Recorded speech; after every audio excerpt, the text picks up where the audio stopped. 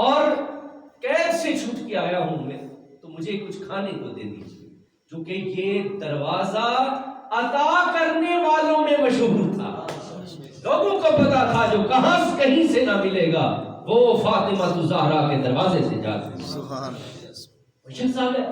اس نے کہا جی میں قیدی ہوں۔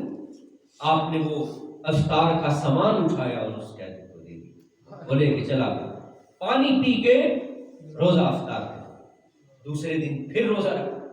جب روزہ رکھا افطار کرنے کا وقت آیا تو دروازے پر دستک ہوئی، جا کے دیکھا تو سامنے ایک یتیم کھڑا تھا، تو اس نے کہا کہ یتیم ہوں، کوئی سہارا نہیں ہے، کھانے کی چیز میسر ہو دے دیجیے۔ آپ نے وہ سارا اٹھایا اور ان کو دے دیا۔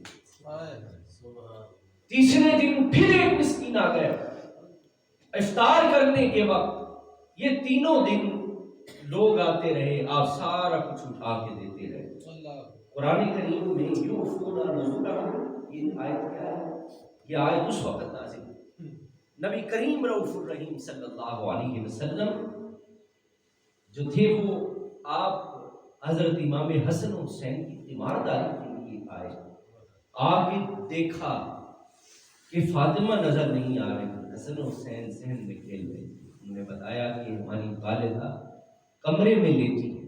حضور جب کمرے میں داخل ہوئے، 3 دن کی نقاہت تھی، اس قدر نقاہت ہو گئی کہ فاطمہ الزہرا اپنی چارپائی کے ساتھ لگ کے لیٹی ہیں، اٹھنے کی سکت آپ نے نہیں دی۔ محمد الرسول اللہ کی آنکھوں میں آنسو۔ جب یہ منظر محمد الرسول اللہ نے دیکھا، فاطمہ الزہرا سے پوچھا کہ کیا ہوا آپ کو؟ انہوں نے کہا یا رسول اللہ ہم نے نظر مانی تھی 3 روزے رکھے اور تینوں دن ہمارے دروازے پر دستک ہوتی تھی، ایک دن قیدی آ گیا، ایک دن یتیم آ گیا، ایک دن مسکین آ گیا، یا رسول اللہ ہم سارا کچھ اس کو دیتے رہے۔ جب یہ کہہ رہے تھے اللہ نے قرآن کی آیات بینات نازل فرمائی۔ قرآن کی آیت ہے بل یتا، یہ قرآن یوفون نذورہم جانا ہے۔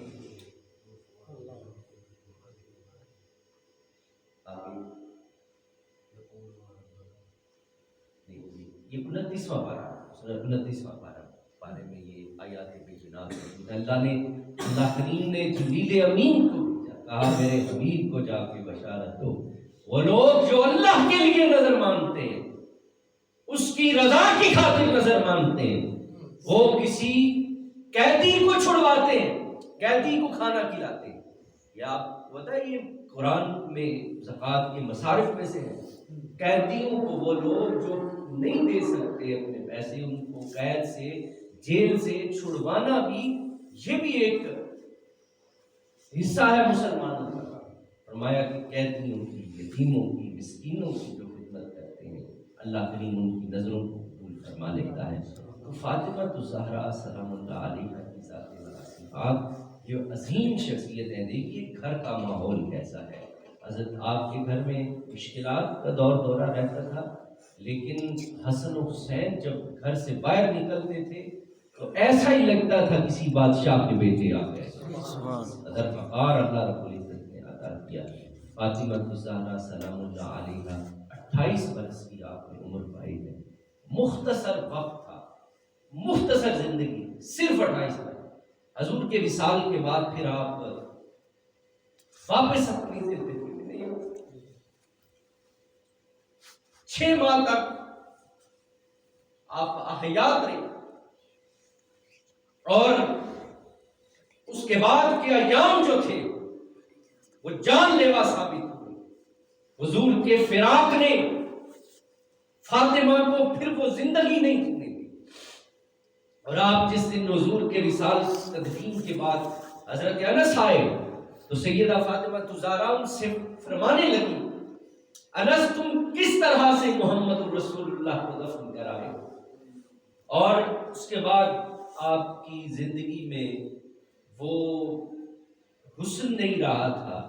آپ اپنے، کیونکہ حضور کی جب وصال کی خبر آپ کو ملی تھی، آپ لوگ وہ واقعہ جانتے ہیں، حضور علیہ الصلوۃ والسلام کے پاس ایک فرشتہ آیا اور آ کر حضور کو خبر دی کہ یا رسول اللہ، اللہ رب العزت آپ کے لیے دیدار کا مشتاق ہے. حضور نے یہ خبر آپ کو سنائی تو آپ رونے لگ گئے، کیونکہ اس دنیا میں باپ کا سہارا بہت بڑا سہارا ہوتا ہے انسانوں کے لیے.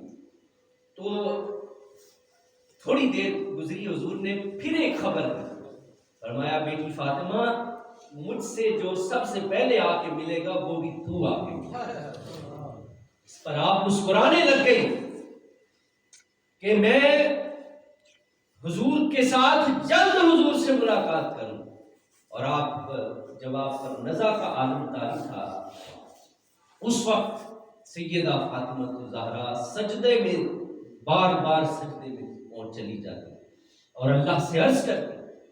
وہ عرض کیا کرتی؟ وہ جملے سننے والے آپ اللہ کریم سے عرض کرتی، مالک اگر تو نے میری عبادتوں کو قبول کر لیا، اگر میری نمازیں، میرے روزے، میرے حج، میری زکاتیں، میرے سخاوت، یہ سب کچھ اگر تیری بارگاہ میں مقبول ہے، اگر ہم عبادت کرتے ہیں اور رب پہ احسان بھی ساتھ ساتھ کرتے ہیں، تو لیکن فاطمہ الزہرا کیا کرتی؟ مالک میری عبادت اگر اس قابل ہے کہ تیری بارگاہ میں پیش کی جا سکے، تو مالک میں تجھ سے سوال کرتی ہوں کہ میرے بابا کی گناہ گار امت کی بخشش فرمائے.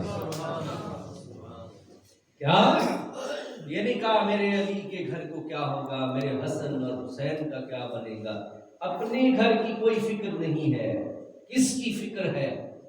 آج آپ لوگ اپنی نیند قربان کر کے یہاں بیٹھے ہوئے ہیں اور ہم اس ہستی کا ذکر کر رہے ہیں، تو یہ احسان نہیں کر رہے بلکہ ہم ان کے احسانوں کا بدلہ چکانے کی کوشش کر رہے ہیں.